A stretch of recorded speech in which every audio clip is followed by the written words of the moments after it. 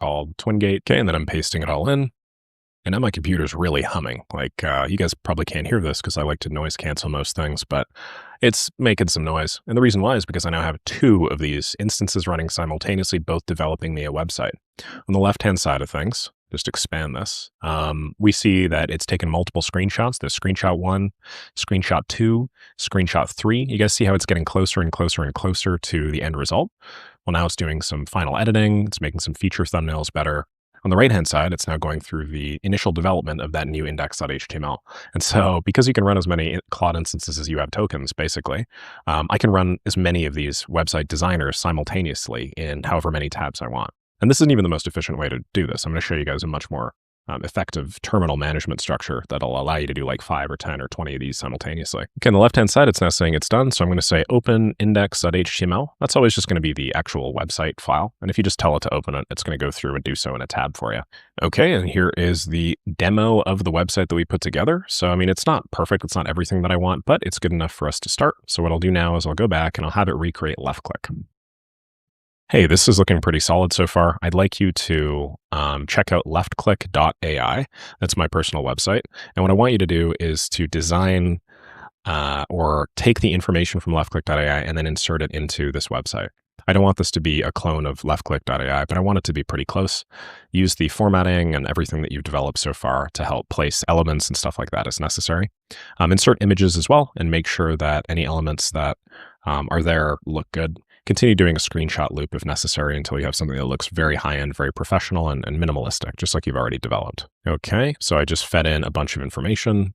Now it's going to go through, fetch the content from left-click, and then help me design the site. On the right-hand side, we're creating that initial index.html.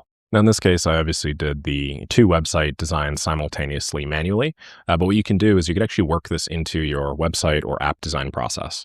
You could actually have it take in, let's say, 3 different examples of templates or of design inspirations, whether from godly.website or from, I don't know, Dribble or one of these big design aggregators. And then in the Claude.md, you could say, hey, I actually want you to develop 3 versions of this. Then you could give it some source, and then you could actually just like let it do its little test verification retry loop before giving it, you know, a source website, like in my case, leftclick.ai, to have it like do some modifications, or maybe just doing a big voice dump of what your website is, what it's for, the various audiences you serve and stuff. And then at the end, you could actually have 3 websites simultaneously that Claude presents to you after 5 or 10 minutes and says, which one do you like the best? The options here are virtually unlimited. The other website developer so far has made this, which actually looks pretty reasonable. You can see that there's still some things that it needs to change. Some of the text looks like it's placed weirdly, some of the blog posts and stuff like that. Obviously, the development is mostly hands-off at this point. I'm just monitoring it. And on the left-hand side, we've now taken 4 screenshots of this and gotten really, really close to that end result. It's now building like the left-click site itself. Most of the time, I don't actually care too much about what's in the file explorer. So that is the 3rd panel on the left-hand side of both of these windows.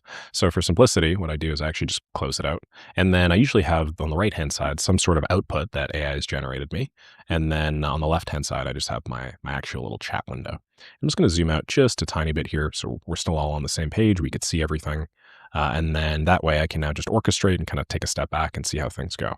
The left-click design is also starting to come together. As you can see, we've taken that initial website from actual as inspiration. So we have like the same sort of buttons and the nice rounding, nice hover effects on things. And then obviously we have the font.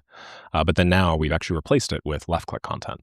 So the definitive AI growth partner for fast-moving B2B companies, tens of millions of dollars generated and more saved, proprietary AI systems, real revenue, no fluff. As we scroll through here, you can see it's even inserted like a little button click video element. We all have our case studies down below. We have some pictures of me and my business partner, although we're kind of cut off at the middle of the head, so we could probably fix that. And yeah, we've even got some testimonials, which is really, really clean.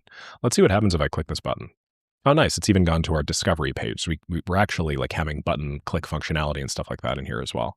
Kind of curious what happens if I click on this. Okay, nothing so far, but maybe I can tell it to do stuff. We also have an about, and then we have a case studies. That's really nice. So yeah, I mean, things are progressing more or less exactly like we wanted them to. We even have our little logo. From here on out, I'm just making minor changes and, you know, going to go back and forth with it until I get what I want. So on the left-hand side, I'm just going to voice dump. In my voice transcription tool, I can do this like this. I really like the output. I think the logo in the top left-hand corner is a little too big. Make that smaller. The bolding of the hero header font is also quite strong. See if we could try a serif font instead of a sans serif font. Underneath the introducing left click section, we have a button player over the picture of myself and Alex Ramosi and Sam Evans. But when I click on this, nothing happens. Either turn this into a light box or eliminate that little button in the middle. The rest of these look great. My and Noah's profile pictures are currently cut off at around the middle of our foreheads. So move us down and zoom out of the photo slightly so that we're perfectly centered in frame. And everything else here looks great. Meanwhile, on the right-hand side, we see this index.html is now done. So we can open this up. I'll say open in Chrome. That's now going to open up the other version of that website for me. And it's looking like it's pretty clean. It's pretty matched with what we have. So because I want to do the same thing that I did with the other source, I'm just going to scroll back up to where I gave it the instructions to basically copy over left click. And then I'm just going to paste this in. And now I have this also customizing the site to my specs. You don't have to develop in multiple tabs. This is something that I think you learn how to do the more of these Claude Code agents, frankly, that you're orchestrating. The benefit to this is obviously you can develop basically however many times faster as tabs that you have open. But the downside is you also tend to context switch a fair bit. The number one thing that you don't want Claude Code to do is basically just sit around waiting for your instructions. So if you are going to do it this way, just be honest with yourself and ask yourself whether or not there's always like Claude Code operating in the background. I find if it's not running because it's waiting for you for more than maybe 10 or 20% of the time, you probably have too many tabs open. Personally, I cap out at about 3 or 4. Depends on how intellectually heavy the things that I'm building are. And, it's a learned skill. It's not something that you're going to figure out right away. There's a fair amount of like remembering that you have to do as well. I've built a couple of things to help me build things faster. One of them is a little hook. That's a chime that keeps on going off that you've probably been like, hey, what the heck is that thing? That's something that you can do. And I'll show you guys how to do it a little bit later on in the course. With that knowledge, you can basically set different chimes for different windows. And when chime 1 plays, for instance, you know that your top left window is done. So you can go give it some more instructions, look at the results. When chime 2 plays, you can go to the top right window and do some work there as well. All this stuff in due time. Okay, now we've implemented all of the changes that I want, including some changes that I didn't even mention. So you see here in the background, there's this very slight little vertical line design that it pulled from my main website, which is really clean. I like that. Makes it quite different. We also have a serif font instead of a sans serif. I like that. Makes me stand out a bit. As we scroll down, you can see that we've since removed that little play button, which didn't really make any sense, and it's looking clean. We have all of our profile photos. I like how it kind of inset us a bit. Looks like my buddy Noah is still quite cut off, which is unfortunate. So I'm going to have to fix that up. But the rest of this looks really good, which, I'm a fan of. Let me just make sure all these buttons work again. Cool, that goes directly to our thing. With some minor changes, I think this website's basically ready to go. And looking at the other option here, we've more or less taken the same hero header. We have the calendar button working. You have this nice noise background, which I like. We still have some issues with the photos and them being cut off. You're going to get stuff like this pretty often, to be honest with AI, but that's okay. You can also manually readjust them if necessary. I don't really like how there are 2 logos, so I'm just going to do the same thing. Hey, this looks great. I don't like that there is both an image logo and then a text logo. Just have the text logo. We want a textgram just called left click in the top left-hand corner. The noise background gradient looks a little bit blurry, so remove that. Only keep it on the social proof section. Myself and Noah's faces look fine. Just move Nick Sarayev's head down about 15% as it's getting cut off a bit right now. Center the testimonials and client review section. Right now it's a little bit weirdly set off to the left. And then change the 2025 copyright to 2026. That's all. And that looks a lot cleaner to me. We have our case studies nice and centered. Both of our heads are visible, which is really clean. We have our various services. And then down here, let me just click this button, make sure it opens that tab. Nice. So, I wasn't juggling this and trying to show you guys how to do it realistically. Hopefully you guys could see. You could build your own super clean, high-end, sexy website in probably less than 5 minutes now, at least locally. Later on in the course, I'm going to show you guys how to take this local website and then deploy it. That will similarly just take a few minutes once you know what you're doing and the various platforms to use. So you could take the same approach. You could use it to build an app. You could use it to build a dashboard. You could use it to build more or less whatever you want, whether you are sourcing websites from a repository like godly.website or .design or whatever, or you're doing this maybe a little more manually. Maybe you're actually going into apps that you really like and then you're using them as design inspo. Either way is perfectly fine. So long as you start with that little nugget, everything else, as you guys see here, gets a lot easier. And worth noting, I just designed for desktop today, but if you wanted to design for mobile or whatever, you do the exact same process. You would just do it with a mobile screenshot. If you are just designing for a website, make sure that your websites are, mobile and responsive and stuff like that, lest somebody open it up on their phone and get treated with, I don't know, my giant ass forehead. You can also do that in the agent really easy. Just say, hey, make sure this is nice and mobile optimized. I'm noticing XYZ image is in a weird place.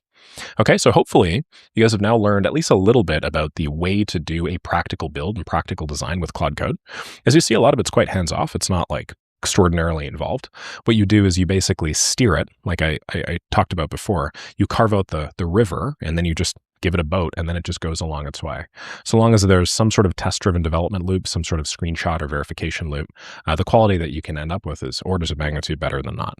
And if you guys are ever wondering why you're not getting the results that you want, just make sure you have some sort of verification loop built in. Next up, we're going to learn how to build significantly more complex tools, not just websites and visually designed things, but also whole backends, whole architectures, and things that you could use either to, I don't know, like launch your own SaaS product or build really cool internal tooling for yourself, your own personal life, or for your team. All right, now that we've done a little bit of building with Claude Code, we've put together what I would consider to be pretty solid websites with just a few moments of work. Let's dive a little bit more into Claude Code's advanced functionality. And I want to let you guys know that what I'm about to talk about here, probably less than 10% of everybody that currently uses Claude Code understands.